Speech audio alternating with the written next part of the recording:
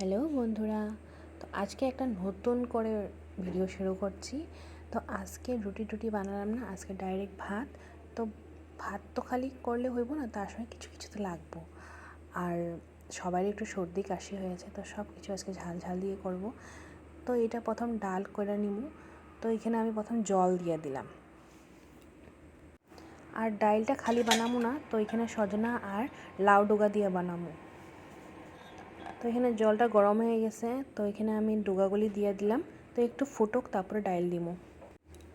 তো এখানে আমি 2 রকম ডাইল নিছি, তো এগুলো আমি ধুইয়া ভালো করে রাখছি। তো হয়ে গেছে উতরানো, তো এখানে ডাইলটা দিয়ে দিলাম। এখন এখানে ডাইল সিদ্ধ হয়ে গেছে, এখানে লবণ, হলুদ আর চিনি একটু দিয়ে ভালো করে ঘেটাই নিতেছি।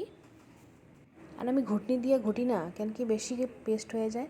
তো এলিগে আমি একটু হাতা দিয়েই ঘোটা নিতেছি, যাতে অল্প অল্প দানা দানা থাকলে ভালো লাগে খেতে, দেখবা।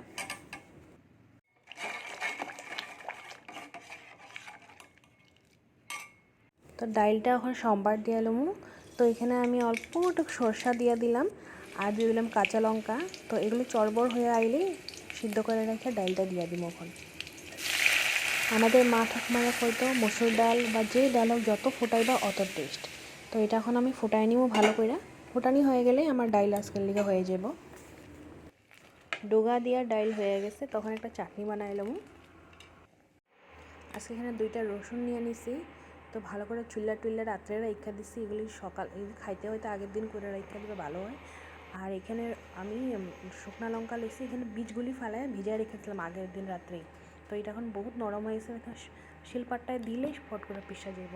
দেখো, এই যে এখন আমি শিলপাট্টায় নিয়ে নিয়েছি, কিছু লাগবে না, এই 2টা জিনিস দিলে বাস চাটনি টেস্ট। দেখো বাটা হয়ে গেল।